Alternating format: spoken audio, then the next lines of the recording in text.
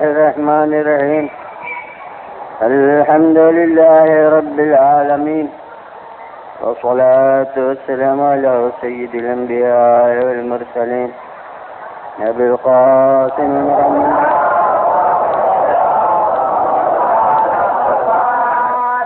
خاتم النبيين وآله الطيبين الطاهرين المعصومين.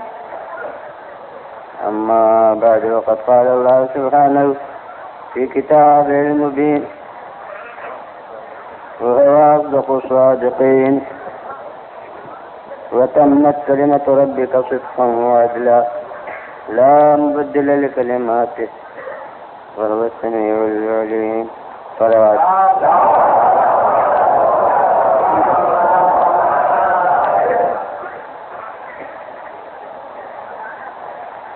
محمد وآل محمد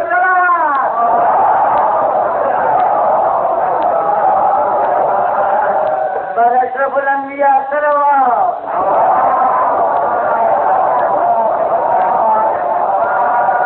اصول دین کا آج دوسرا دن ہے.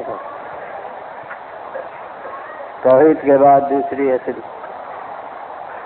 عدل ہے.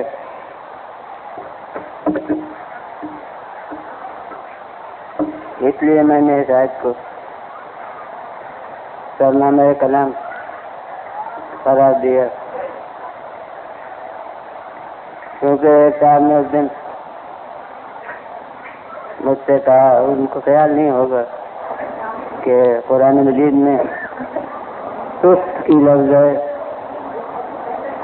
عدل کی لفظ نہیں ہے. تو اسی وقت میں نے یہ آیت توحید تھی، اس لیے اس آیت کو میں نے سرنامہ بیان نہیں قرار دیا جس میں قسط کی لفظ ہے، بلکہ اسی آیت کو منتخب کیا جس میں عدل کی لفظ.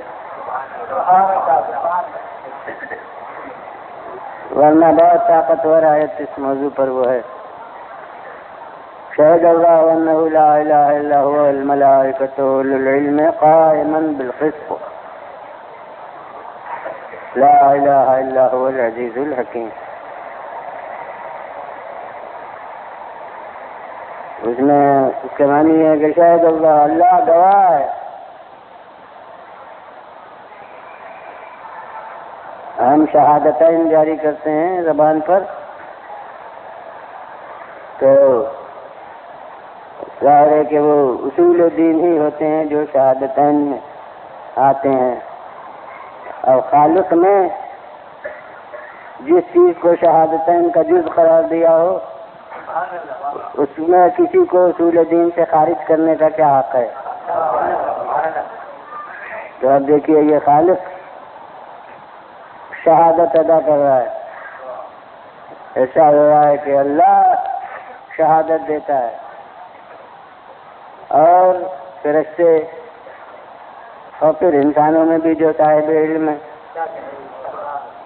وہ سب قائل کی شہادت دیتے ہیں انہ لا الہ الا ہوا، کہ سوا اس کے کوئی خدا نہیں. یہ ہے توحید. قائما بالقسط، جو عدالت کے ساتھ قائم ہے، یہ ہوا عادل. تو معلوم ہوا کہ توحید جس طرح جزء دین ہے، اسی طرح عادل بھی جزء دین ہے.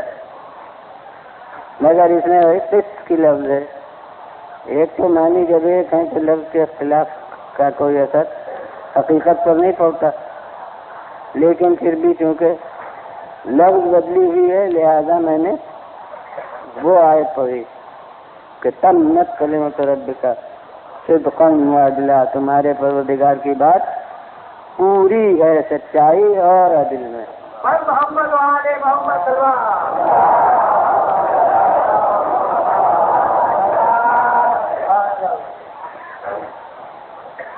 اب جس طرح توحید کے معنی لفظی میں نے کہا ایک ماننا، مگر اصول دین میں جو توحید ہے وہ صرف ایک ماننا نہیں ہے، بلکہ میں نے کہا کہ ایک وسیع مضمون کا یہ خلاصہ ہے بطور سرخی. توحید سرخی ہے ایک وسیع مضمون کی. اسی طرح عدل، ہم لفظ عدل سنتے ہیں تو اس کا ترجمہ کر دیتے ہیں انصاف. یہ انصاف بہت محدود دائرہ ہے اس مفہوم کا جو عدل کے تحت میں ہے. عدل بھی ایک وسیع مضمون کی سرخی ہے، اور جب میں جامع طور پر توحید اور عدل میں فرق بیان کرنا چاہوں تو وہ یہ ہے کہ توحید صفات ذات کی سرخی ہے اور عدل صفات فعل کی سرخی ہے.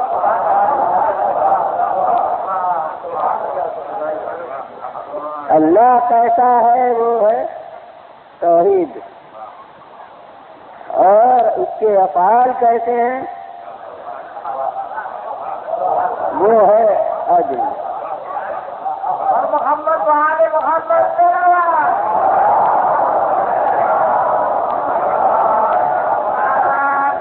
اور کیونکہ فعل کا کمال بتناسب فاعل ہوگا. جیسی ذات کامل ہوگی ویسے اس کے افعال کامل ہوں گے. اس لیے عدل در حقیقت نتیجہ توحید ہے.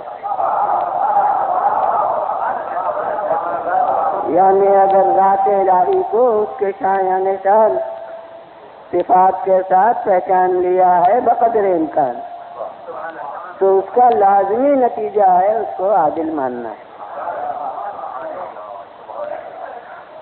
اسی لیے وہ اصل اقبل ہے اور یہ اصل دبوم ہے. اور وہ اب ذرا قبل از وقت ہے، بعد میں ثابت کروں گا کہ جتنی اصلیں ہیں اصول دین کی ہمارے سب دست و گریباں ہیں، یعنی ہر ایک دوسرے پر مبنی ہے. جو توحید کو نہ مانے وہ عدل کو نہیں مان سکتا. جب توحید کو مانے گا تب عدل کو نہ مانے گا، اور اگر عدل کو نہیں مانتا تو میں یہ سمجھوں گا کہ مکمل توحید کو نہیں مانتا.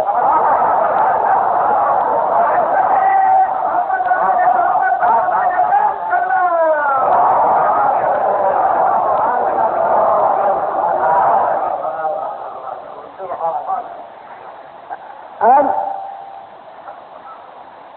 عدل کے تحت میں کیا کیا ہے؟ جیسے توحید میں نے کہا تھا کہ سب سے پہلے یہ کہ خدا ہے، وہ بنیاد ہے پورے بات کے مسائل کی. پھر ہے تو عالم ہے، قادر ہے. ابھی تو بچوں کو جو پڑھائے جاتے ہیں تو 8 صفات ثبوتیہ یاد کرائے جاتے ہیں، مگر علماء نے کہا ہے کہ وہ سب کا مرجع علم و قدرت ہے. مثلا حی زندہ ہے تو زندہ کیا مانے؟ جیسے ہمارا جس میں روح کا تعلق ہوتا ہے ویسے زندہ ہے. زندہ ہے کہ معنی کمال زندگی، وہ کمال جو زندگی سے وابستہ ہے کیا ہے؟ وہ علم و عمل. جو مردہ ہے اس میں نہ ادراک ہے، نہ حرکت ہے، نہ عمل ہے. تو علم و عمل یہ کمال حیات ہے. تو اب جب پھیلا کے کہیں تو 2 صفتیں ہیں، عالم و قادر، اور جب دونوں کو سمیٹ کے کہیں تو ایک صفت ہے ہی. تو اب ہے علم و قدرت سے الگ حقیقتاً کوئی صفت نہیں بھی. سمیع و بصیر، تو سمیع سننے والا کیا ان کانوں سے، بصیر دیکھنے والا کیا ان آنکھوں سے. تو نہیں. سمیع کے معنی جو چیزیں کانوں سے سننے کی ہیں ان کا جاننے والا. بصیر جو چیزیں آنکھوں سے دیکھنے کی ہیں ان کا جاننے والا، تو وہ بھی عالم کے تحت میں. تو غرض بنیادی چیزیں علم اور قدرت. تو یہ سب داخل ہے توحید میں.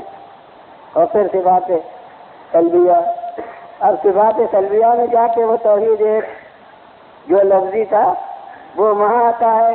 صفات سلبیہ میں پہلی صفت کہ اس کا کوئی شریک نہیں. جو سرخی تھی وہ یہاں آ کے اس کا نتیجہ نکلا.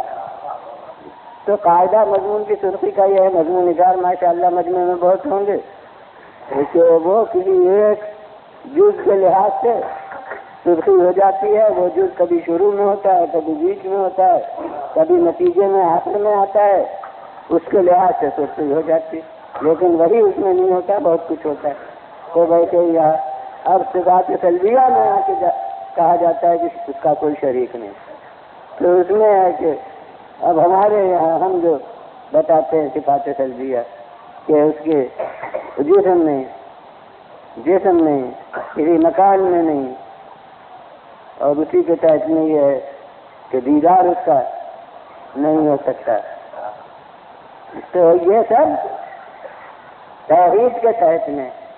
ویسے عدل میں خلاصہ اس کا میں یہ کہوں کہ اس کے سب افعال اچھے ہیں اور تمام برے افعال سے وہ بری ہے. یہ تو خلاصہ ہے. لیکن اب اس میں بہت سے مسائل کھڑے ہوتے ہیں جس کے طے کرنے پر عدل کا ثبوت موقوف ہے. اب ایک طبقہ جو منکر عدل ہے اس نے کہا کہ بذات خود کوئی شے اچھی اور بری ہے ہی نہیں. بس جو خدا کر دے وہ اچھا، جو نہ کرے وہ برا. جس چیز کا شرع میں حکم دے دے وہ اچھی، جس چیز کو منع کر دے وہ بری. بذات خود نہ کوئی چیز اچھی ہے اور نہ کوئی بری. اب اگر یہ تصور قائم ہو گیا تو پھر ہم نے کہا کہ اللہ اچھا ہی باتیں کرتا ہے. تو یہ تعبیر غلط ہے. اللہ جو کرتا ہے وہ اچھا ہی ہوتا ہے. اب ان کے نقطۂ نظر سے یوں ہے، جو کرتا ہے وہ اچھا ہی ہوتا ہے. تو اب یہ کہنے کی کوئی بات ہی نہیں بھی، یعنی معاذ اللہ کرتا تو ہے دھاندھند، مگر چونکہ اس نے کیا لہذا اچھا ہے.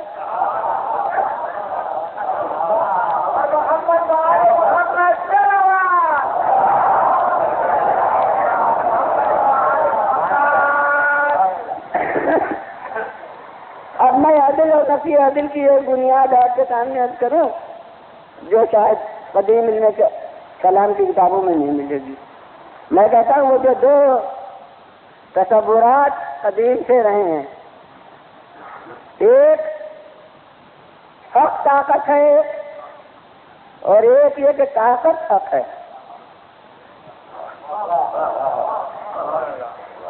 بس یہ دو ہی نظریے ہیں جو علم کلام میں آ کر اس بات عدل اور نفی عدل کی صورت میں ظاہر ہیں. ہم کہتے ہیں کہ حق طاقت ہے، لہذا اچھائی اور برائی بذات خود ہے. جو طاقتور ہے وہ بھی وہی کرے. تو جو مکمل طاقتور ہے اور کامل ذات ہے اسے بھی وہی کرنا چاہیے جو حق ہے.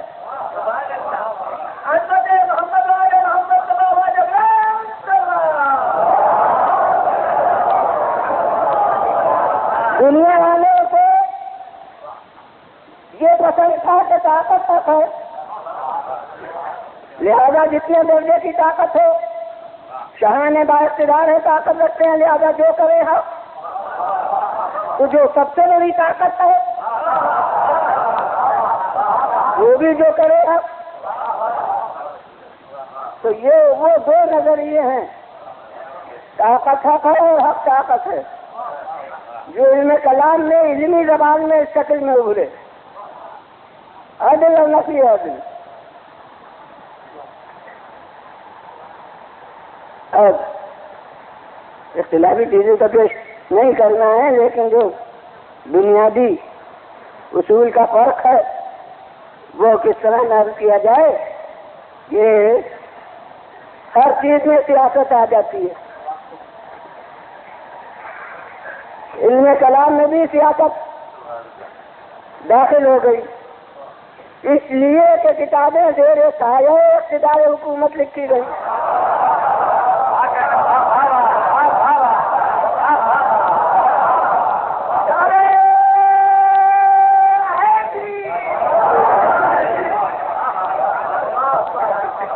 ایک بیان میں جو واجباً وہاں اب میں اپنی زبان میں کہتا ہوں کہ جو دفاعی احاطہ ہے، میں نے اپنی زبان میں آتا ہوں، وہ دفاعی احاطہ جہاں ہے وہ کالونی جس کا نام اسی نام پر ہے، تو وہاں میں نے عرض کیا تھا شاید یا اس کے قبل کے خمسے میں بعض لوگ اب اتنی مجلسیں ہو گئی بحمد اللہ کہ یہ یاد رکھنا مشکل ہے کہاں کیا بیان ہوا تھا، تو میں نے کہیں کہا تھا کہ طاقتور جو ہوتا ہے وہ دو چیزیں سلب کرتا ہے، ایک قوت احساس، دوسرے جرأت اظہار۔ یہ دونوں چیزیں اقتدار باطل کے لیے خطرناک ہوتی ہیں۔ اگر قوت احساس قائم رہی تو لوگ غور سے دیکھیں گے کون بات اچھی کی کون بات بری کی، لہذا اسے سلب ہونا چاہیے۔ اور اگر جرأت اظہار ہوئی تو جب محسوس کریں گے تو زبان پر بھی لائیں گے، اس کا اثر دوسروں پر پڑے گا، وہ اقتدار حکومت کے استحکام کے لیے خطرناک ہوگا، لہذا جرأت اظہار ختم کی جائے۔ خزانوں کے منہ کھولے جاتے تھے قوت احساس کے سلب کرنے کے لیے، اور تلواریں دکھائی جاتی تھیں جرأت اظہار سے ختم کرنے۔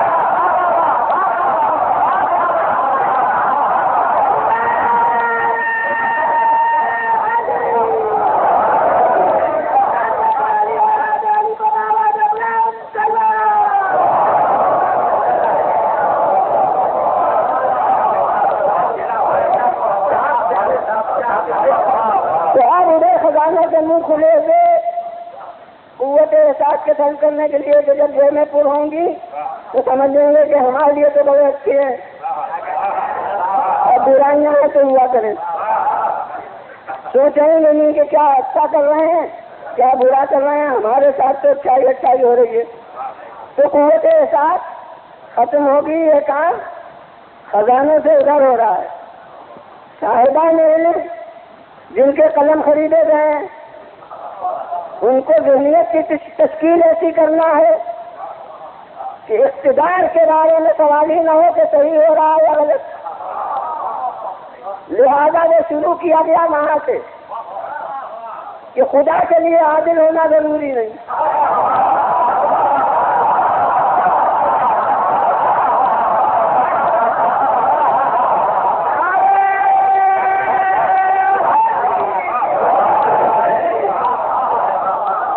کے لیے عادل ہونا ضروری نہیں، کیا مطلب کہ ظلم بھی وہ کر سکتا ہے۔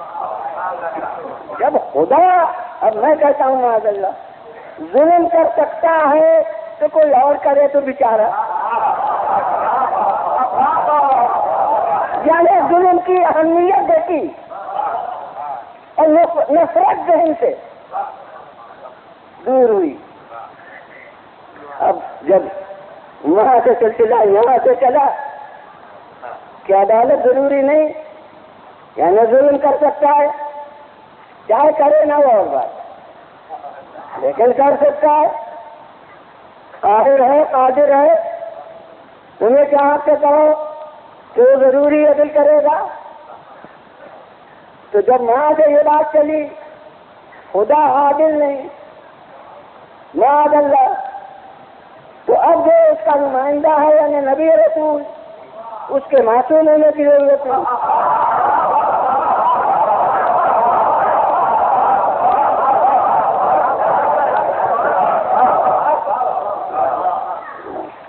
جب ہوئی اس کے لیے عدالت ضروری نہیں تو اس کے لیے معصوم ہونا ضروری نہیں، اور جب اس کے لیے معصوم ہونا ضروری نہیں تو اب جب ایک درجہ نیچے اترے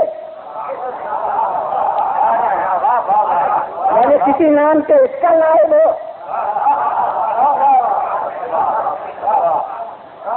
تو اس کے لیے خیر شروع میں عادل ہونا چاہے، انتخاب کے وقت رکھا جائے، مگر لا یعدل بالفسق، اگر بن گیا تو پھر فاسق ہو جانے سے معذور نہیں ہوگا۔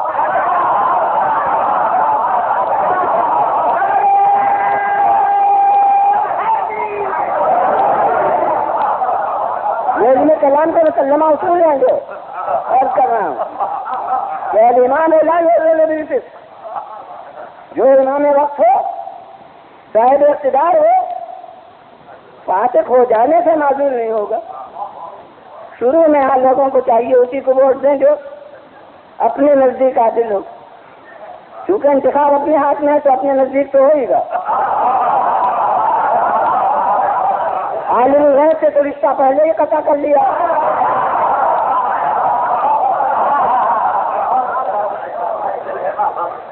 تو جب اپنے نزدیک کا معیار ہو گیا تو بعد میں اپنے نظر کی چوک بھی نمایاں ہو سکتی ہے کہ ہم نے غلط انتخاب کیا تھا، اور ہو سکتا ہے کہ انقلاب بھی ہو جائے تو اس وقت وہ عادل بعد میں نہیں رہا تو جناب بہرحال وہ چاہے انتشار فسق ہو، چاہے حدوث فسق ہو، چاہے یہ ہو کہ فاسق تھا ہمیں نہیں معلوم تھا ہم نے غلط انتخاب کیا، اور چاہے یہ کہ اس وقت تھا عادل ہم نے صحیح انتخاب کیا تھا مگر اب بعد میں ہو گیا ہمارے مقدر سے وہ فاسق، بہرحال معذور نہیں ہو سکتا۔ یعنی یہ نیا اصول ہے کہ ایک جماعت کو منتخب کرنے کا حق ہے مگر معذور کرنے کا حق نہیں۔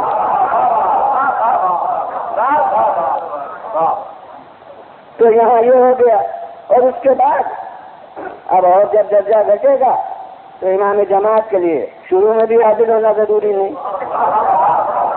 جو ذرا مسین ہو،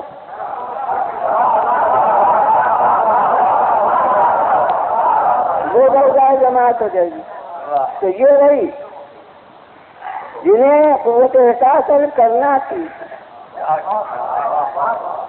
اور جنہیں قوت احساس برقرار رکھنا تھی وہ ادھر سے چلے کہ وقتی طور پر جو امام ہو وہ بھی غیر عادل نہیں ہو سکتا۔ اجتماع کیا تھوڑی دیر کا امام، جس وقت سے تکبیر شروع ہوئی اس وقت سے امام ہو گیا، اور جب نماز ختم ہوئی امامت ختم، تو یہ تھوڑی دیر کی امامت مگر اس میں بھی عدالت چل۔ اب جب یہ وقتی طور کا امام عادل ہے تو جو امام مستقل ہے، جو ہمگیر امامت رکھتا ہو اور ہمارے نقطۂ نظر سے دین و دنیا کا امام ہو، پھر وہ معصوم نہ ہو تو کیا ہو؟ دیکھیے اوپر کی عمارت جب نیچے سے شروع ہوگی تو آخر تک نیچی ہوتی جائے گی، اور نیچے ہی کا زینہ جب نیچے سے شروع ہوگا تو وہ بڑھتا ہی چلا جائے گا۔ تو اب وہ جو ہے امام کل، چاہے بنام نبوت ہو چاہے بغیر نام نبوت ہو، وہ بھی معصوم ہوگا۔ اور اب جب نائب معصوم ہے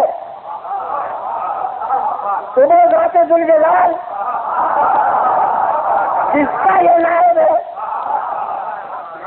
وہ لازمی طور پر عادل نہ ہوگی، اور وہ بھی عادل تو میں نے کہا محدود لفظ ہے، یعنی وہ بالکل خیر،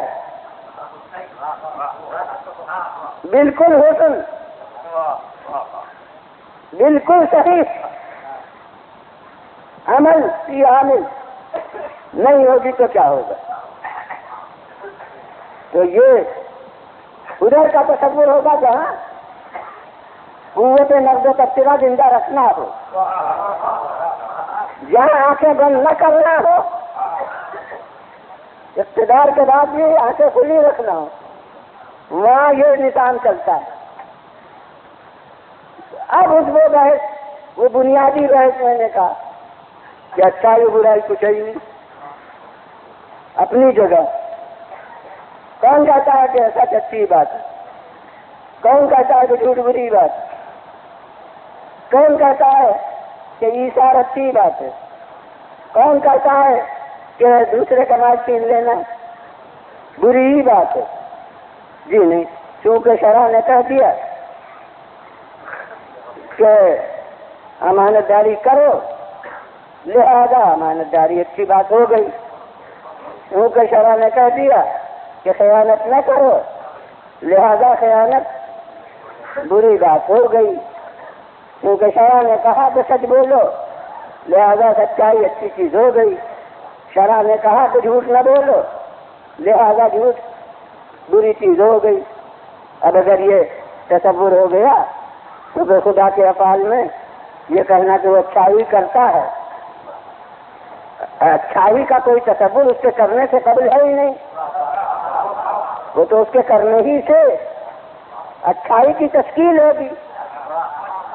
لہذا اب یہ کوئی معنی نہیں عدل کو اصول دین میں رکھنے کا۔ مگر اب آئیے قرآن سے پوچھیں، کوئی کہے کہ قرآن کا کیا سوال؟ میں کہتا ہوں کہ عدل کی بحث اگر مسلم و غیر مسلم میں ہوتی تو قرآن کا سوال نہیں تھا۔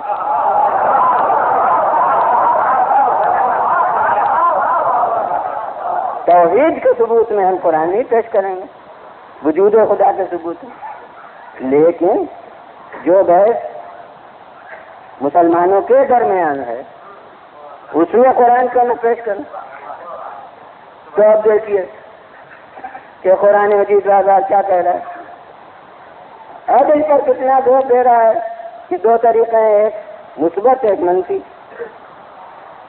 جہاں ہر ایک طریقہ کافی ہے اس بات حقیقت کے لیے، مگر جہاں زور دینا ہوتا ہے وہاں مثبت پہلو کو بھی کہا جاتا ہے اور منفی پہلو کو بھی بار بار کہا جاتا ہے۔ جیسے توحید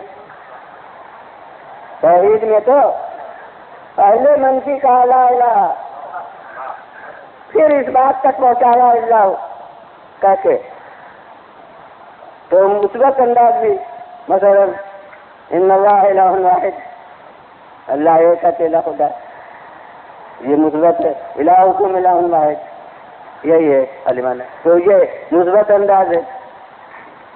قل هو اللہ احد، یہ مثبت انداز ہے، اور یہی لا الہ الا ہوا، یہ منفی انداز ہے۔ یا نام لے لے کر ان چیزوں کو کہتا کہ یہ نہیں ہے، یہ نہیں ہے، جیسے حضرت ابراہیم نے طریقہ اختیار کیا تھا، آفتاب کو کہا نہیں یہ نہیں ہے، اور مہتاب کو کہا یہ نہیں ہے، وہ منفی انداز۔ تو توحید میں بھی یہ دونوں طریقے اختیار کیے گئے۔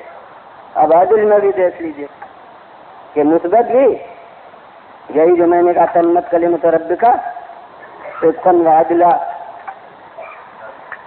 ثبوتیہ جملہ ہے، مثبت حکم ہے کہ تمہارے پروردگار کی بات پوری ہے، سچائی اور عدالت میں، اور منفی انداز، اور وہ بھی قائم بالقسط، وہ آج بھی پہنچ چکا، اور اس کے علاوہ بھی، اور دوسری جگہ منفی انداز وہ اس سے بھی زیادہ، ان اللہ لیس بظلام للعبید، اللہ بندوں پر ظلم کرنے والا نہیں ہے۔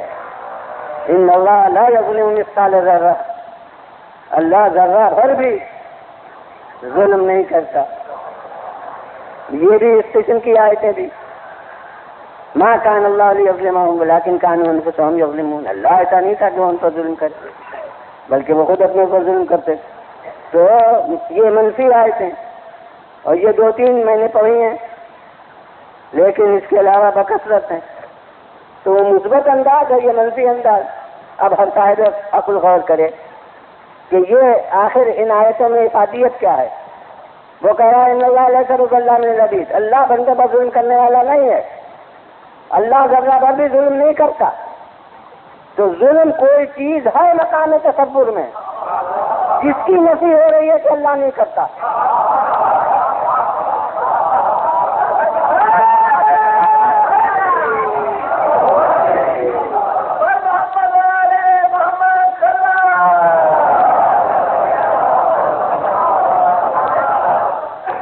اسی کی تو نفی ہو رہی ہے. اب اسی طرح کیونکہ دونوں باتوں میں آتا ہے افعال الہی اور احکام الہی، دونوں میں نے کہ جو اللہ حکم دے وہ بس اچھا ہو گیا، جس بات سے وہ منع کرے وہ بات بری ہو گئی. اسے بھی آئیے قرآن سے پوچھیں. ان اللہ یامر بالعدل والاحسان وایتاء ذی القربى وینہی عن الفحشاء والمنکر والبغی یعظکم لعلکم تذکرون. دیکھو اللہ حکم دیتا ہے عدالت کا، جیسے خود عادل ویسے دوسروں کو بھی عدالت کا حکم دیتا ہے اور احسان کا حکم دیتا ہے، دوسروں کے ساتھ کتنے سلوک کا. اور جس سے جو رشتہ ہے اس رشتے کے تقاضوں کو پورا کرنے کا حکم دیتا ہے، بدلنا اور منع کرتا ہے شرمناک کاموں سے. فحشہ یہ فحش کسی سے لفظ ہے، شرمناک کاموں سے اور برے کاموں سے. یہ وہی ہے جسے نہی عن المنکر کہا جاتا ہے. تو یہاں منع کرتا ہے فحشاء سے اور منکر سے اور بغی سے، یعنی حدود سے تجاوز کرنے سے منع کرتا ہے. علماء تفسیر نے کہا ہے کہ یہ ایک آیت جامع ہے تمام شریعت کی، تمام معمولات اور تمام منہیات ان چند لفظوں کے تحت میں قرآن مجید نے جمع کر دی ہیں. مگر ہر صاحب فہم اور صاحب فہم کے علاوہ دوسری لفظ کہوں سخن شناس وہ محسوس کرے کہ اللہ حکم دیتا ہے عدالت کا، تو عدالت کوئی سمجھی بوجھی چیز ہے جس کا وہ حکم دیتا ہے. احسان کا حکم دیتا ہے تو احسان اپنی جگہ کوئی عمل ہے جس کا وہ حکم دیتا ہے. اور ذی القربیٰ کو دینے کا اور منع کرتا ہے کہا کہ شرمناک کاموں سے. تو کچھ ہے شرمناک کام قطع نظر اس حکم سے، وہ تو شرمناک کام جو ہے ان سے منع کرتا ہے. اور برے کاموں سے تو برائی اپنی جگہ کچھ ہے تب تو اس سے منع کرتا ہے. اور اس کے بعد بغی سے یعنی کچھ حدود مقرر ہیں، ان حدود سے قدم آگے بڑھانے سے منع کرتا ہے. تو یہ آیت اور جتنی آیتیں اس قبیل کی ہیں وہ ایک نہیں ہیں، وہ بہت ہیں. یہ میں سب ایک ایک قسم کی آیتیں ہیں جن کی نمائندگی میں ایک ایک آیت پڑھ رہا ہوں. تو وہ سب بتلا رہے ہیں کہ حسن اور کو وہ اپنی جگہ میں پایا جاتا ہے اور اللہ ان باتوں کا حکم دیتا ہے جو اچھی ہیں اور ان باتوں سے منع کرتا ہے جو بری ہیں. یہ اس کا عمل ہے. اور ما کان اللہ لیظلمہم، اللہ ایسا نہیں ہے کہ ظلم کرے. اس کے معنی ہے کہ ظلم کرنا اس کی شان الوہیت کے خلاف. صلاح دیجیے علماء.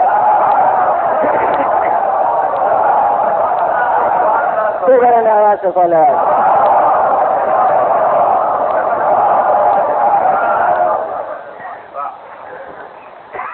تو معلوم ہے یہ بنیادی بحثی عدلی کے تحت میں کہ اچھائی اور برائی کوئی ہے بھی اس کا معیار اپنی جگہ قطع نظر فعل الہی اور حکم الہی کے، تو معلوم ہے قرآن سے خود پتہ چل رہا ہے کہ نہیں اس کا کوئی معیار ہے۔ اور یہی وہ ہے جس کو ہم کہتے ہیں کہ حسن و قبح اشیاء عقلی ہے۔ عقلی ہونے کا مطلب یہ ہے کہ اپنی جگہ پر حسن اور قبح ہے کہ اگر عقل کامل ہو تو خود سمجھ لیتی۔ اب یہ ہماری عقل کامل نہیں ہے اس لیے نہیں سمجھتے۔ حسن و قبح اشیاء عقلی ہے، اس کا یہ معنی نہیں ہے کہ ہر بچے کی عقل سمجھ لے۔ جب ہم دیکھتے ہیں کہ مراتب ادراک مختلف ہے اشخاص میں، ہم اپنی عقل سے جن باتوں کو برا کہتے ہیں ایک بچہ اس کو برا نہیں سمجھتا، تو ہم کو یہ سمجھنے کا کہ عقلی ہے یہ حق نہیں ہے کہ ہر آدمی کی عقل، مطلب یہی ہے کہ عقل بےلوث وہ عقل جس میں شائبہ جہل کا نہ ہو۔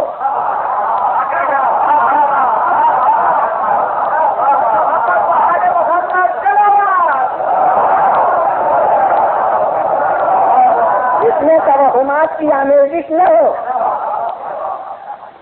وہ عقل ادراک کر لیتی ہے، چاہے حکم نہ ہو۔ کچھ باتوں کا ہم بھی ادراک کر لیتے ہیں۔ کسی نے آ کے ایزا کی نیت سے یتیم کو تماچا مار دیا تو کون صاحب عقل ہے جو محسوس نہ کرے کہ برا کیا؟ کیا کسی قرآن کی آیت پڑھنے کی ضرورت ہے؟ جی نہیں، ہر آدمی کا ضمیر محسوس کرتا ہے کہ یہ برا کیا۔ جس کو آج کل کی زبان میں ضمیر کہتے ہیں یہی عقل کی ایک تعبیر ہے۔ تو یہ ضمیر آزاد بہت سی باتوں کو تو خود سمجھ ہی لیتی ہے۔ ان میں احادیث بھی جو آئے ہیں وہ تائید عقل کرنے کے لیے ہیں، تشریح حکم کرنے کے لیے نہیں ہے۔ صرف یہ کہ جن باتوں کو تم سمجھ لیتے ہو لیکن غفلت میں رکھتے ہو، ہم تمہیں ان کو سمجھا دیتے ہیں۔ اسی لیے امیر المومنین علیہ السلام ایک عجیب بلیغ جملہ ارشاد فرمایا ہے انبیاء کے کام میں کہ انبیاء کا مقصد کیا ہوتا ہے۔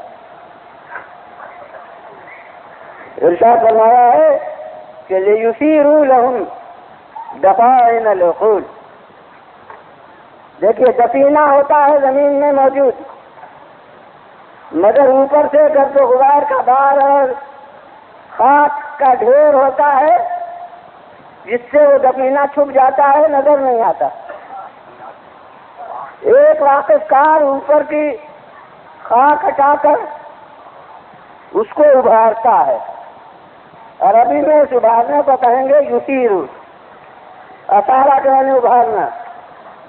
تو اب امیر المومنین کیا فرماتے ہیں کہ انبیاء یہ کام انجام دیتے تھے کہ انسانوں کے لیے عقل کے دفینوں کو ابھار کر سامنے لائے۔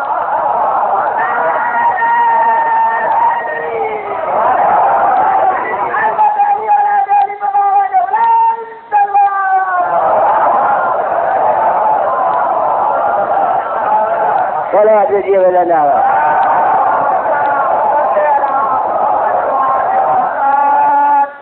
اس کی معنی ہے کہ توہمات کی تہوں کے اندر چنگاریاں اور حکم عقلی کی موجود ہوتی ہیں،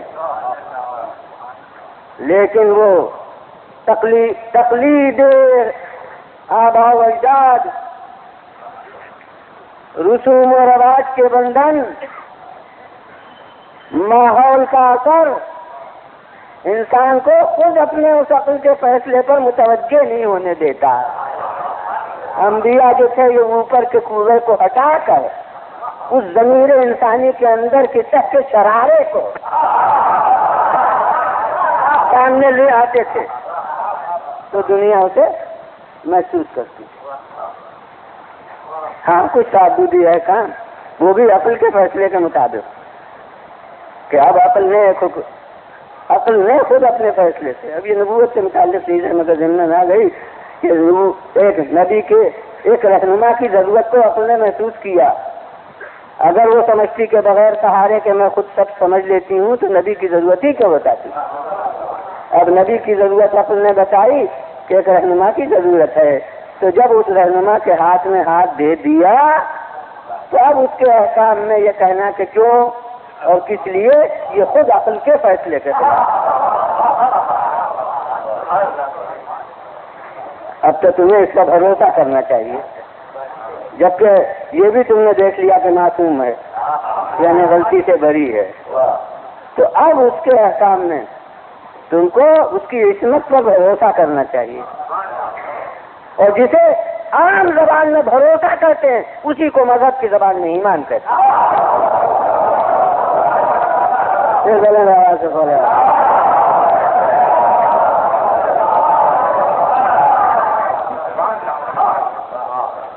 تو کچھ چیزیں بری ہیں بجائے خود کچھ چیزیں اچھی ہیں بجائے خود. اور جب یہ بات طے ہو گئی تو اب ہم کہتے ہیں کہ اللہ کا کمال ذات مانے ہے کہ وہ ان بری باتوں کو کرے. اللہ کا کمال ذات مانے ہے کہ اچھی باتوں کو ترک کرے. اب جو کام کرے یہ نہیں ہے کہ اس نے یہ کیا تو اچھا ہو گیا بلکہ اچھا تھا اس لیے کیا. اب جس چیز کا اس نے حکم دیا یہ نہیں کہ اس نے حکم دیا تو اچھی ہو گئی بلکہ یہ اچھی تھی اس لیے حکم دیا. جس چیز سے منع کیا یہ نہیں کہ منع کیا تو بری ہو گئی بلکہ بری تھی اس لیے منع کیا. یہ معنی ہے افعال الہی میں بھی احکام الہی میں عدل کے تقاضا عدل کا یہ ہے. اب پھر اسی کے تحت میں جبر اختیار کی بحث بھی عدلی میں ہوتی ہے. اتنا بڑا مارکہ آ رہا مسئلہ وہ بھی عدلی کا جز ہے. وہ یہ ہے کہ طبقہ اس نے کہہ دیا کہ جو ہم اچھائی کرتے ہیں سب وہ کرا دیتا ہے ہم سے, جو برے کام کرتے ہیں وہ سب وہ ہم سے کام عمل میں اس کی طرف سے آ جاتے ہیں, وہ کرا دیتا ہے. اس کو یوں بھی کہتے ہیں کہ ہمارے افعال کا خالق وہ ہے. کہتے ہیں کسی کو کسی چیز کا خالق ماننا شرک ہے, لہذا تمہیں اپنے فعل کا خالق سمجھنے کا حق نہیں ورنہ شرک ہو جائے گا. کیا خوب عدل کو توحید سے ٹکرا دیا.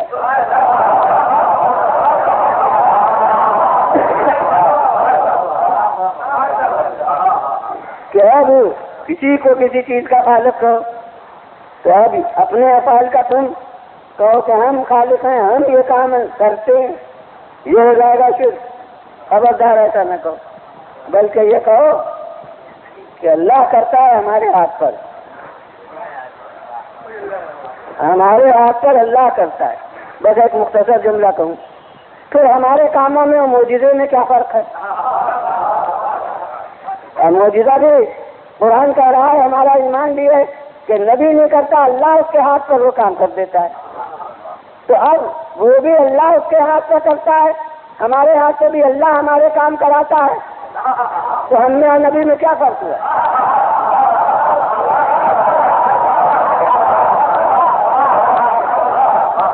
اور اب میں کہتا ہوں کہ معجزہ خصوصیت نبی کی کیا رہی.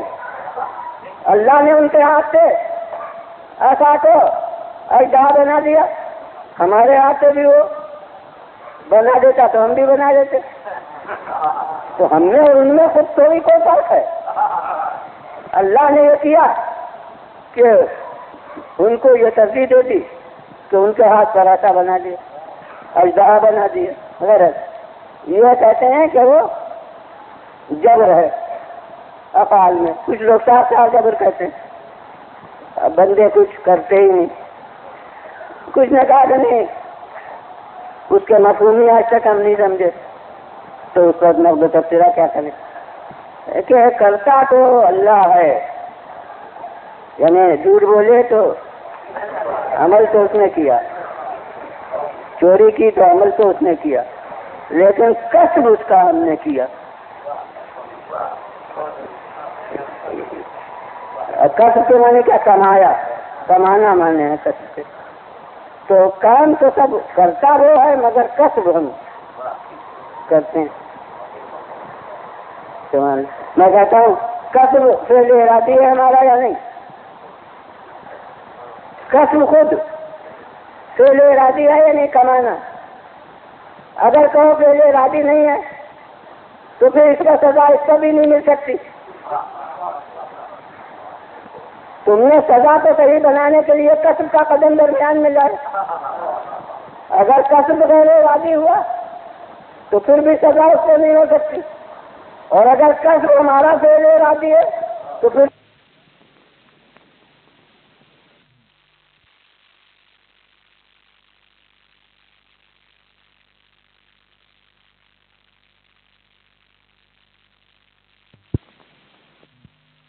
سزا اس کو نہیں ہو سکتی، اور اگر کسب ہمارا فعل ارادی ہے تو پھر شرک ہو گیا۔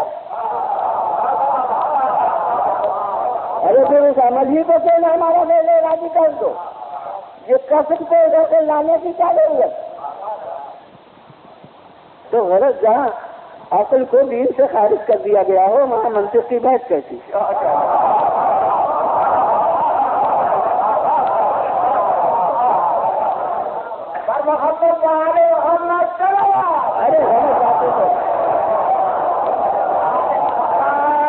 غلط باتیں جب بیان ہو رہی ہوں تو غلوات کا مال نہیں ہے، جب اس کے مقابل میں صحیح نقطۂ نظر بیان ہو تب غلوات کا مال ہے۔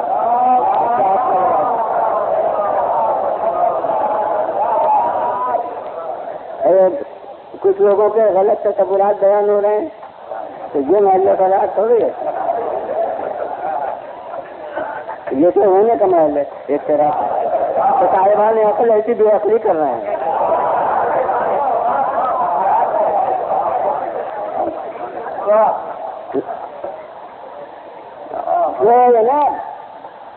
اب جبر کا مسئلہ موسم شان گومائے ضمن وہ بھی اتنی دیر کے بیان کے بعد اب میں پیش کر سکوں، مگر میں کہتا ہوں سب سے بڑا معیار حق کا یہ ہے کہ بے لفظ ضمیر اس کا فیصلہ کر دے۔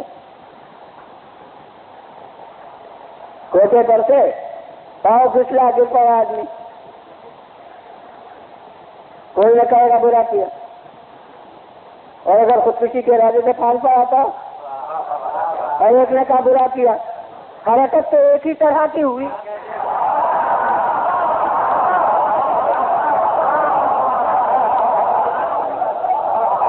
تو کچھ تو معیار ہے کہ اسے آپ پہلے اختیاری سمجھتے ہیں، اسے پہلے اختیاری سمجھتے ہیں۔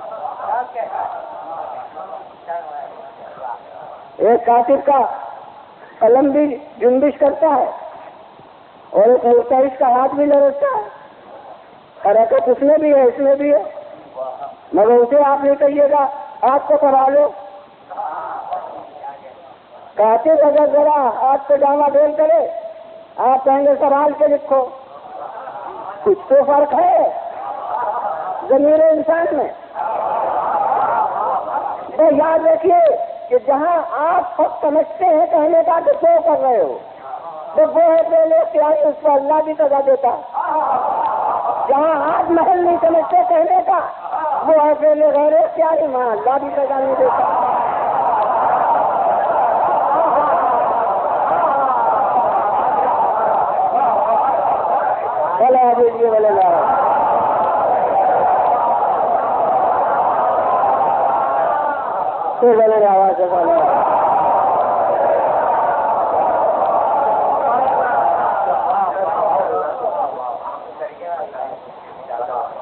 یہ جتنے مباحث ہیں یہ سب عدل کے تحت ہیں۔ اب صاحب کچھ لوگ ہیں جو مشاہدے کی بنا پر، اب وہ تو اس میں کلام کی باتیں تھی، اب وہ مشاہدے کی بنا پر ہم دیکھتے ہیں کہ ایک شخص عمر بھر مصیبتیں اٹھائیں اور ایک شخص ہے کہ عمر بھر اس نے آرام اٹھایا، اور ایک شخص ہے جو مفلس ہے، اور ایک شخص ہے کہ جو مالدار ہے اور ایک شخص ہے کہ جو صحیح و توانا ہے اور ایک شخص ہے جو اس کی عمر بیماریوں میں کٹی، یعنی یہ عدم یکسانی، اس کو کہتے ہیں کہ اب یہ صاحب جب مشاہدات ہیں تو ہم تو کر عادل مانیں۔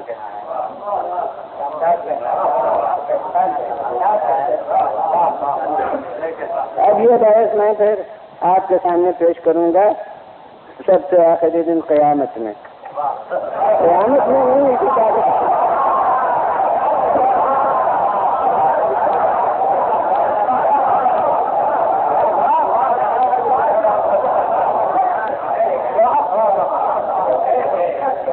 مگر اس وقت اصولاً ایک بحث کر رہا ہوں اور پہلے ہی وعدہ کر چکا ہوں کہ تشریح اس دن ہوگی کہ عدالت کے معنی وہی جو محدود ہم نے بنا رکھے تھے۔ کچھ لوگ یکسانی سمجھتے ہیں عدالت کے معنی، کچھ لوگ برابری سمجھتے ہیں عدالت کے معنی۔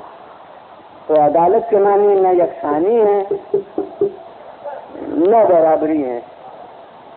اب یہ مساوات کا موضوع آ گیا، وہ ایک دن اسلامی مساوات کے بارے میں تقریر کی تھی، تو آج کل تو مساوات وہ پورے نظام کا محور ہے، مساوات برابری۔ تو اب میں بس دو ایک مثالیں دوں گا، اور کیونکہ سب مسائل ایک مجلس میں اس طرح سے بیان ہو سکتے ہیں، تو بس جس طرح ہر منزل سے میں گزرا ہوں اسی طرح اس منزل سے کہ برابری معنی ہے عدالت کے۔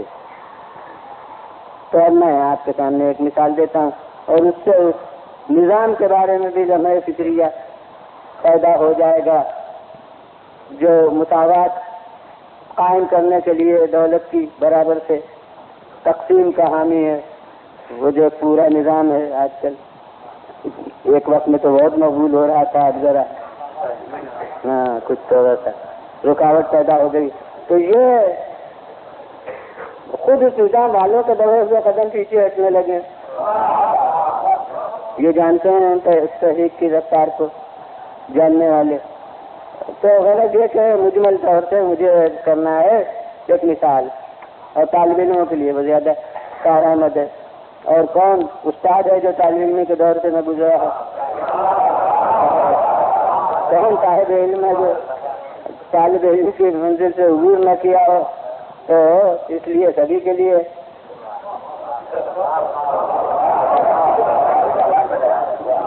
صاحب ایک اسکول ہے، کالج ہے، دو لڑکے ہم عمر ایک ہی دن آ کے انہوں نے نام لکھوایا، داخلہ لیا، اس کا ریکارڈ موجود ہے کہ دونوں آپس میں دوست تھے، آپ ایک دن کی آ کے دونوں نے داخلہ لیا، عمر بھی دونوں کی یکساں تھی، مگر ایک کا کامچور، اس نے کئی برس میں ایک کلاس کا امتحان پاس کیا، ایک کا محنتی ذہین، اس نے ایک سال میں ایک امتحان دیا، بلکہ مختلف موضوعات کے لحاظ سے کئی امتحان ایک سال میں دے دیے۔ اب داخلہ ایک ہی دن ہوا تھا، وہ پہنچا وہاں مثلاً BA میں، اور یہ بیچارے ابھی رہ گئے جہاں آپ تجویز کیجیے۔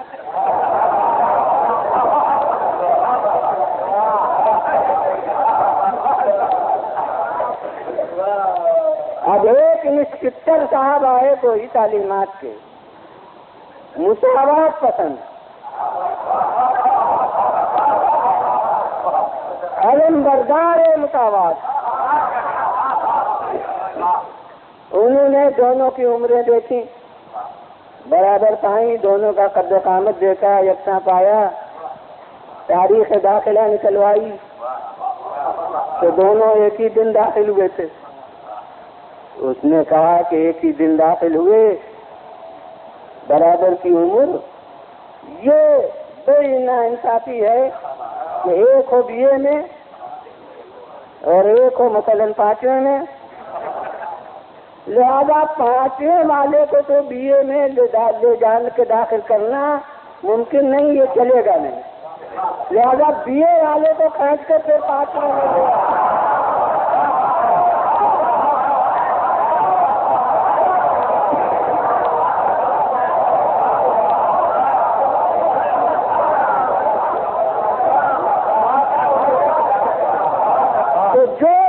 قسم لے لیجئے کہ مساوات تو ہو گئی، مگر کیا عدل ہوا؟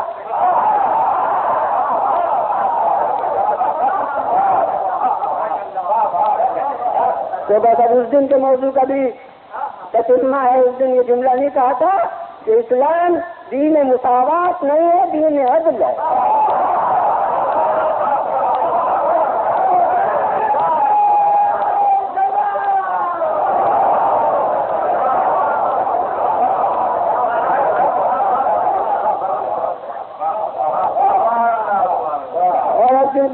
یاد دلا دیا تھا میں نے اس نظام کو بھی، لہذا اس نظام والے حضرات سے مخاطب ہو کر کہوں گا کہ آپ نے کائنات عالم میں اس وقت آنکھ کھولی ہے جب سے قافلے انسانی زیادہ عمل میں رما دما ہے۔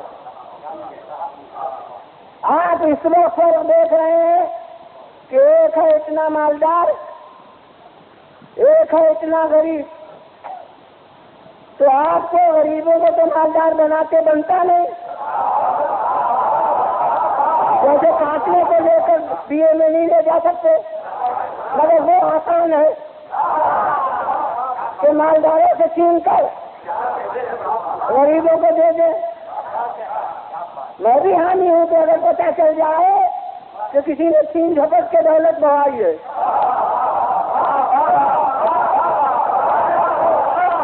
ضرور چھین لیجیے، قانون کے دباؤ سے لے لیجیے، مگر چھین کر کیا کیجیے؟ پتہ چلائیے کہ کن سے چھینی تھی۔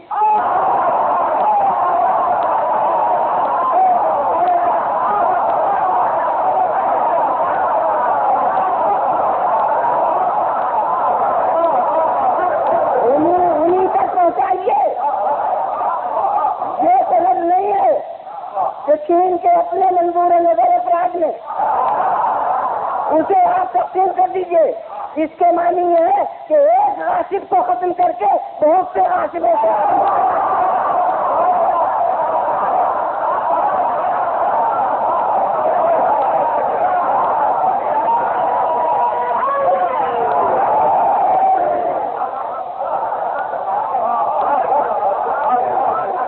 پھر بولے گا آپ کو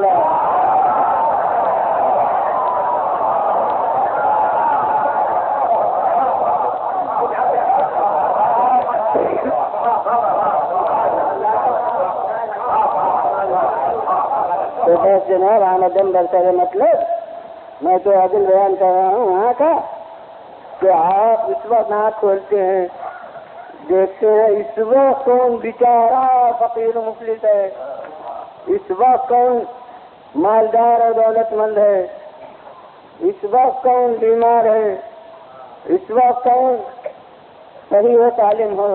اسباب کی کڑیاں آپ کے ہاتھ میں نہیں، اس نے کس طرح اپنی صلاحیتوں کو برباد کیا، اس نے کس طرح اپنی صلاحیتوں کو صرف کیا۔ آپ اس وقت کے تفریقوں کو دیکھ کے عدل الہی پر حرمگیری کرتے ہیں، اور اس کا عدل جو ہے وہ محیط کائنات ہے، وہ جب سے اسباب و مسببات کی کڑیاں ہیں اس وقت سے لے کر اسباب کا پتہ لگائیے تو صحیح فیصلہ ہوگا۔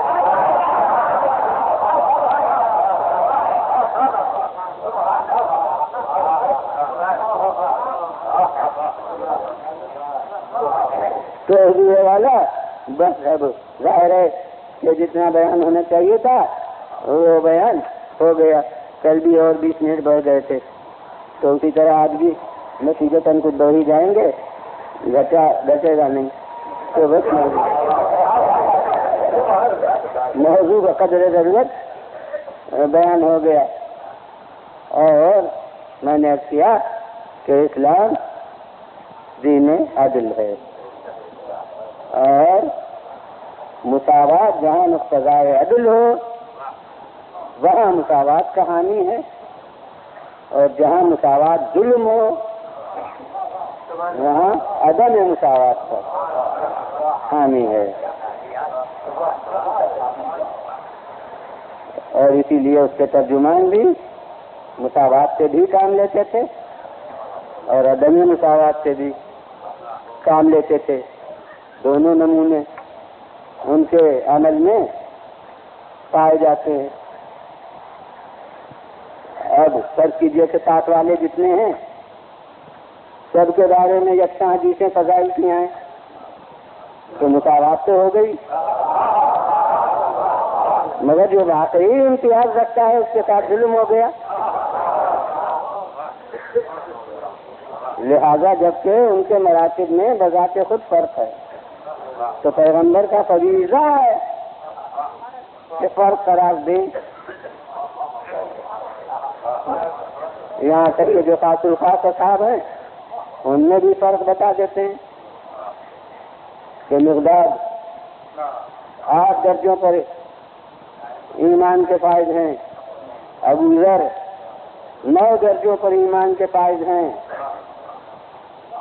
اور سلمان 10 درجوں پر ایمان کے فائز ہیں۔ اب میرے ذہن میں تو سوال ابھرتا ہے کہ جب 10 درجے سلمان لے گئے تو اب جو سلمان کا مقتدا ہو اس کے لیے درجے کہاں سے آئیں؟ تو ایک حدیث رسول نے میری مشکل حل کر دی۔ میں کہتا ہوں کہ سلمان 10 درجوں پر فائز ہو کے بھی مومن رہے اور جو ان کا مقتدا ہے وہ کل ایمان ہوگا۔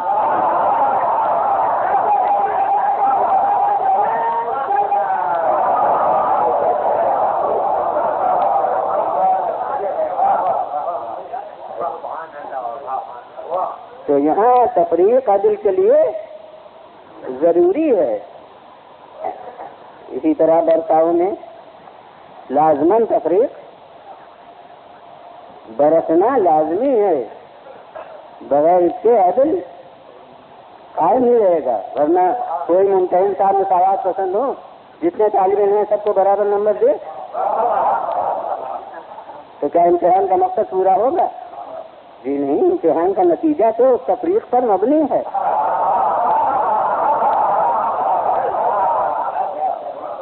جب تک وہ تفریق نہ ہو امتحان کا نتیجہ ہی کہاں نکلے گا؟ ویسے ہی قرآن کہہ رہا ہے کہ یہ رائے عمل میں اللہ تم سب کو امتحان کی منزل میں لایا ہے۔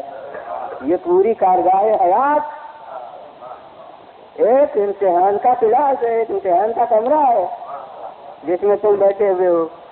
تو اب جب امتحان گاہ ہے تو ضرورت ہے کہ وہ جو امتحان گاہ کا مربی ہے، سرپرست ہے، وہ اسی کے لحاظ سے فرق مراتب قرار دے، اسی کے لحاظ سے سندیں تقسیم کرے، اسی کے لحاظ سے ہر ایک کے ساتھ برتاؤ کرے۔ کسی کو سند ہی مل گئی، کسی کو اس کے ساتھ انعام بھی ملا، تو اول درجے کے افراد بھی یکساں نہیں ہوتے، ان میں بھی فرق ہوتا ہے، تو ان میں بھی اسی لحاظ سے فرق کیا جاتا ہے۔ تو اسی لیے یہ خالق کی طرف کا بھی عمل ہے۔ انبیاء و مرسلین کے لیے بھی کہا گیا کہ مختلف درجے ہیں، فضلنا بعضهم علی بعض، اور پھر رسول کیوں کر سب کو کیوں کر کہہ سکتے ہیں کہ جس کی بھی پیروی کرو۔ عقلاً غلط جب راستے ہمیں نظر آ رہے ہیں متضاد، ایک ادھر جا رہا ہے ایک ادھر جا رہا ہے، تو کیسے رسول کہہ سکتے ہیں کہ جس کی بھی پیروی کرو؟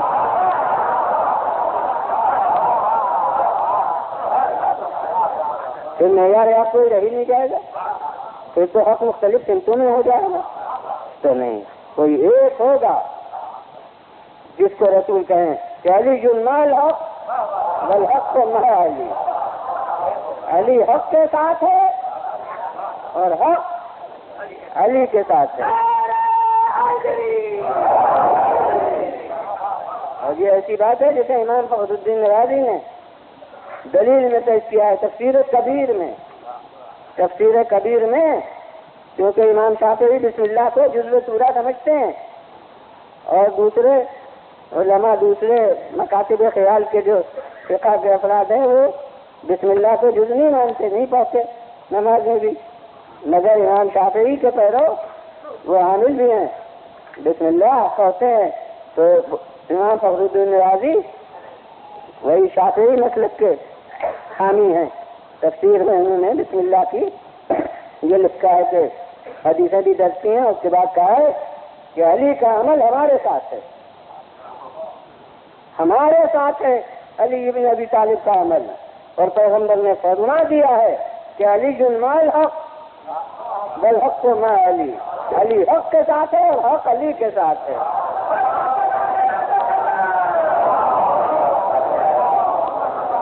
بلا دیجیے بولے نا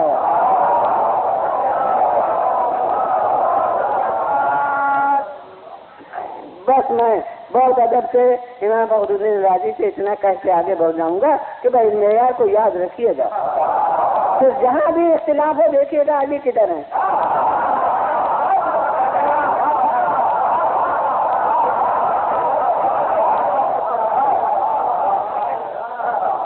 چلو آ جائیے بولے گا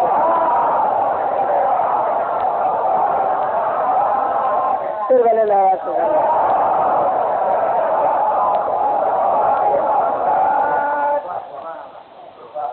اسی طرح برتاؤ میں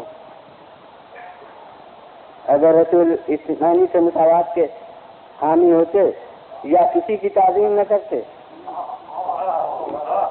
یا اگر صنف خواتین کی بلندی دکھانا ہوتی یہ آج کل کا رجحان ہے تو اس معزز طبقے کی جو پڑ جاتی رسول کہے ہو جاتے، مگر نہ ترک میں مساوات نہ پیج میں مساوات، بس ایک خاتون ہے جس کی تعظیم کو کھڑے ہو رہے تو یہ ظاہر ہے کہ امتیاز خاص کی حامل ہے اللہ کے نزدیک، تو یہ اللہ کے یہاں اس کا مرتبہ ہے جو رسول کو کھڑا کر رہا ہے، ورنہ اپنے ساتھ جو رشتہ ہے وہ تو تقاضا ہی نہیں لگتا کھڑے ہونے کا۔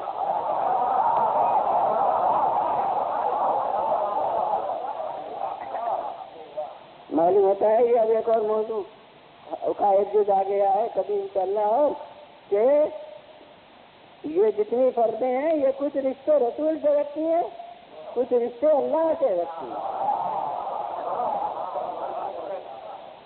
اب کوئی ذرا متوحش نہ ہو کہ اللہ کا رشتے دار کون ہو سکتا، اب میں کہتا ہوں اس کی ذات سے لاؤ جیسا رشتہ ہو،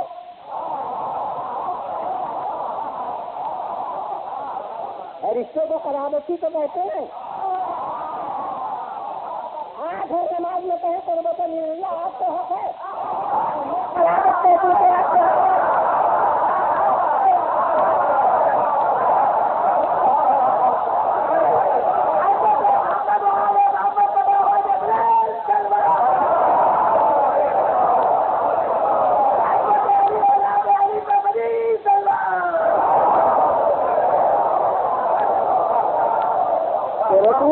کچھ افعال ہوتے تھے اپنے رشتے سے، کچھ افعال ہوتے تھے اللہ کے رشتے،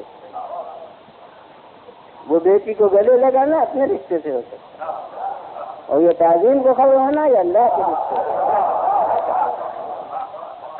سے، نواسوں کے بوٹے لینا اپنے رشتے سے ہو سکتا اور سجدے میں طول لینا یہ اپنے رشتے سے نہیں ہو سکتا، یہ اللہ کے رشتے سے ہو سکتا۔ اور بس اہل عذاب سے مجھے عقائد پڑھانا ہے، اس لیے میں کہتا ہوں یہ بھی میں نے سرسری طور پر سے کہا کہ بوتے لینا بچوں کے اپنے رشتے سے نہیں۔ جب میں تجزیہ کرتا ہوں غور سے دیکھتا ہوں روایتوں کو تو مجھے یہ خیال صحیح نہیں معلوم ہوتا۔ اگر نواسے ہونے کی بنا پر بوتے لے تو پیشانی بھی نواسوں کی ہے، وہ سارے بھی نواسوں کے ہیں، جتنے اجزاء جتنے سب نواسوں کے ہیں، تو سب کے اجزاء کے بوسے لیں رسول، مگر کیا وجہ کہ تفریق برتتے ہیں، ایک کے دہن کے بوسے لیتے ہیں، ایک کے گلے کے بوسے لیتے ہیں۔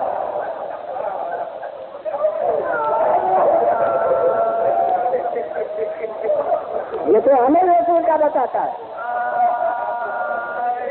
کہ اپنے رشتے سے یہ بوسے نہیں ہیں، بلکہ پیش نظر ہے کہ یہ راہ خدا ہونا ہے،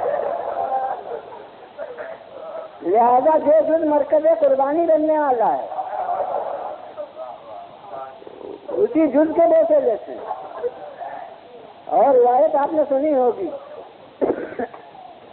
پورے طور سے ذمہ داری کتاب نہیں کر سکتا کس صاحب کی روایت ہے، مگر کتاب میں ہے، آپ نے سنی بھی ہوگی کہ کبھی کبھی بچے کو جیسے ناگوار بھی ہوا، ماں کے پاس آئے، کہنے لگے مادر گرامی سنیے کیا ہمارے منہ سے بدبو آتی ہے؟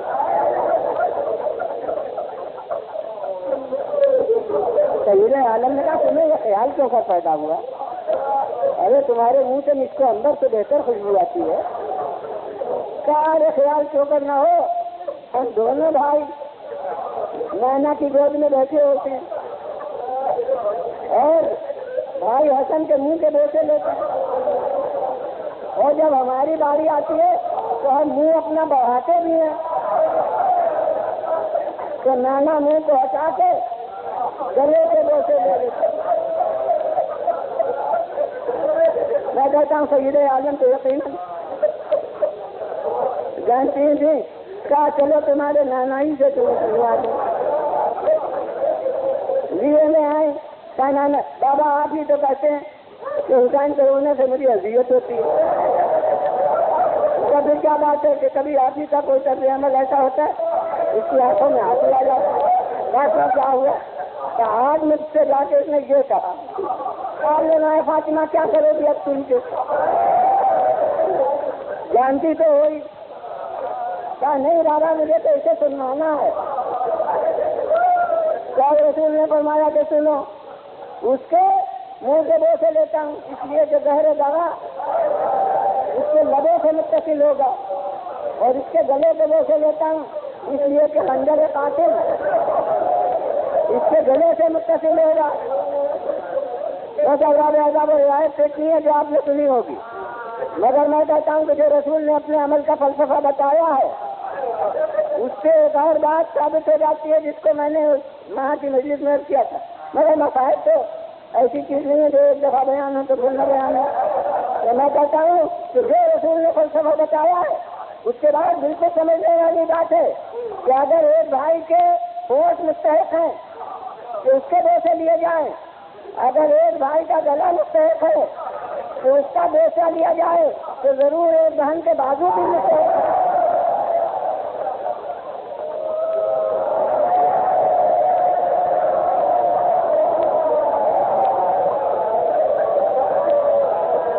اگر یہ بات ہمیں خود غیرت کی زبان سے سننے میں آئی، اس کو اعلی ادا کے مجلس میں عرض کروں گا، مگر آج دوسروں میں ختم کروں گا کہ اعلی ادا جب ابو الفضل عباس کہنے میں آئے اور بہن کے پاس آئے کہ اب میں جا رہا ہوں، تو زینب تو جانتی تھی کہ یہ پانی کا لانا تو بہانا ہے، ورنہ جو گیا واپس نہیں آیا، تو عباس بھی واپس نہیں آئیں گے، تو فرمانے لگیں کہ بھائی عباس جاتے ہیں تو حدیث سنتے جاؤ۔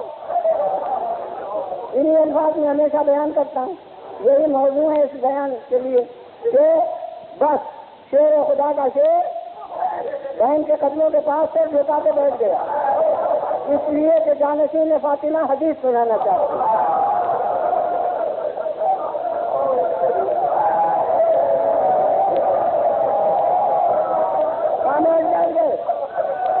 اور حضرت زینب نے فرمایا سنو بھائی، بچپن میں ایک دفعہ بابا کے جانے کو بیٹھی تھی، اس دن بھی چاہتے چاہوں گا کہ میں نہیں فیصلہ کر سکتا کہ بابا سے مراد رسول اللہ ہے یا حضرت علی بن ابی طالب ہے. اس لیے کہ اگر حسن و حسین فرزند رسول کہے جاتے ہیں تو کوئی محنت کو حق نہیں تھا رسول کو بابا کہنے کا. بہرحال لفظ یہ سننے میں آئے کہ بابا کے گانے پر بیٹھی تھی. کم سے ایسی ہے کہ بزرگ کے گانوں پر بیٹھتی ہے، مگر تہذیب خاندان رسالت یہ کہ دوست پر چادر ہے. وہ جو روایت ہے کہ کہتی ہیں کہ ایک دفعہ بازو سے میرے چادر ہٹ گئی اور بابا نے جھک کے میرے بازو کے دوسے لے لیے. کہتی ہے یار میری رات ہوئی تھی تو میں چادر سے کھڑی ہو گئی. میں نے کہا اے بابا یہ آپ نے کیا کیا؟ کہا اے زینب ایک دن ان بازوؤں میں رسی بندھے تھی.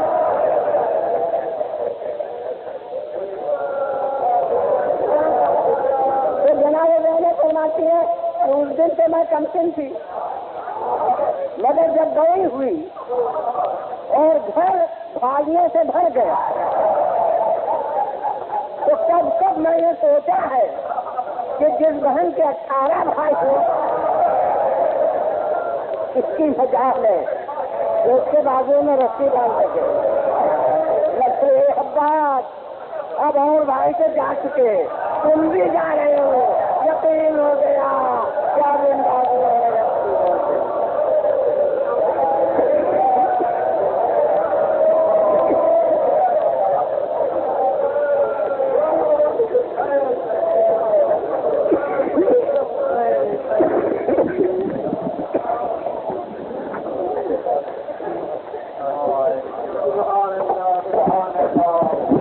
السلام علیکم ابا عبداللہ وعلى جدك وابيك وعلى امك واخيك وعلى الائمة المعصومين من ذريتك وبنيك. السلام عليك وعلى ولديك العليين واخيك بالفضل العباس وسائر المستشهدين بين يديك ورحمة الله وبركاته. السلام عليك يا شمس الضحى يا بدر الدجى يا علي بن موسى